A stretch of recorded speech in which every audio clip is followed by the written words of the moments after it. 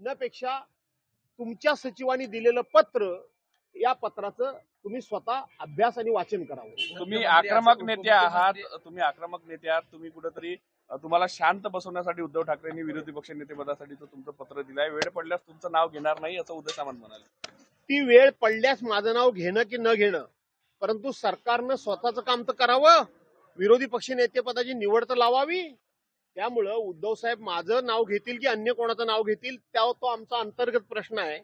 त्यावेळेला त्या संदर्भामध्ये आपण भाष्य करू, परंतु सरकारनं पहिल्यांदा विरोधी पक्ष नेतेपदाच्या निवडीचा कार्यक्रम लावला पाहिजे, त्यानंतर त्यावर भाष्य करणं उचित होईल। उपमुख्यमंत्री एकनाथ शिंदे असं म्हणतायत की दिल्लीमध्ये देखील सभागृहामध्ये म्हणजे संसदेमध्ये देखील 10% मतदान त्यांना सदस्य नव्हते म्हणून दिलं नव्हतं, म्हणून आता त्यांना सदस्य आलेत, राहुल गांधींना दिलं। असं तुम्ही सदस्य 10% घेऊन या 2029 ला 4 वर्ष थांबा म्हणताय। असं आहे की राज्याचे मुख्यमंत्री उपमुख्यमंत्री यांच्याबद्दल बोलताना आम्हाला आदर राखूनच बोललं पाहिजे आणि मी आदर राखूनच बोलतो, पण ते अज्ञानी आहेत का? त्यांनी दिल्लीमध्ये जावं आणि ज्या वेळेला दिल्लीचे मुख्यमंत्री आपचं सरकार केजरीवालांचं होतं, त्यावेळेला 70 आमदारांचं ते सरकार होतं, 70 आमदारांचं ते राज्य आहे।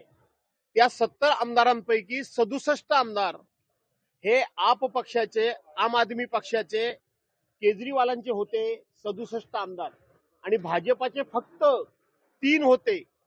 जर एवढीच तुम्हाला लोकशाहीची आणि आकडे आणि संख्याबळाची चाड असेल तुम्हाला, आता हे भाषा आम्हाला तर वापरावी लागते, तुम्हाला जर चाड असेल तर 3 सदस्य असलेल्या पक्षानं विरोधी पक्ष नेतेपद घेताना जरा जनाची नाही मनाची बाळगली होती का, याचं उत्तर सुद्धा या नेत्यांनी दिलं पाहिजे। सत्ताधारी पक्ष दिलदार नाहीये, कारण ज्याप्रमाणे देशात इतर ठिकाणची उदाहरणं आहेत तिथे विरोधी पक्ष नेतेपद दिली गेली, पण आपल्या राज्यामध्ये तशा प्रकारचं उदाहरण दिसत नाहीये। राज्य सरकार कुठेतरी कमीपणा किंवा मनचुकारपणा करते का?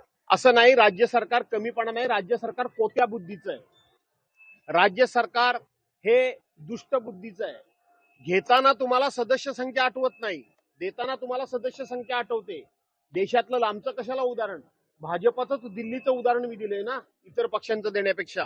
आणि महाराष्ट्राचं उदाहरण द्यायचं झालं तर 1985 ते 90 ज्या पक्षाचे 2, 3, 4 आमदार होते त्यांना सुद्धा विरोधी पक्ष नेतेपद देण्याची परंपरा या महाराष्ट्राची आहे। निहाल अहमद साहेब असतील, कैलासवासी मृणालताई गोरे असतील, दिबा पाटील असतील, दत्ता नारायण पाटील असतील, अशी अनेक उदाहरणं आहेत, रासू गवई असतील, अशी अनेक उदाहरणं आहेत ज्यांचा लोकशाहीवर विश्वास आहे, ज्यांना राजकारणातली सभ्यता कळते, ते राजकारणातली सभ्यता पाळतात। आणि ज्यांना राजकारणातली सभ्यताच कळत नाही किंवा ज्यांना राजकारणातली सभ्यताच मानायची नाही, ते घेताना मात्र संख्याबळ विसरतात आणि देताना खोटं बोलून संख्याबळाची आठवण करून देतात।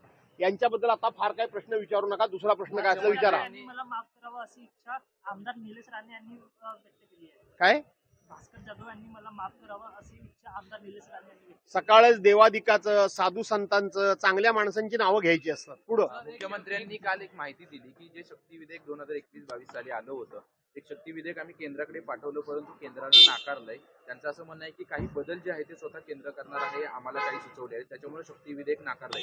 एकीकडे महिलांच्या घटना अशा होत असताना शक्ती विधेयक आणलं होतं महाविकास आघाडी सरकारनं, पण ते नाकारलं असल्याची माहिती मुख्यमंत्र्यांनी स्वतः दिली। असं आहे, ते शक्ती विधेयक हे महिलांना सक्षम करण्याकरता, महिलांचं रक्षण करण्याकरता, महिलांचे हक्क अधिक बळकट आणि मजबूत करण्याकरता आणलेले होते, परंतु हे सरकार नेहमीच महिलांच्या हक्कांच्या विरोधात, महिलांच्या अधिकारांच्या विरोधात निर्णय घेत आलेला आहे।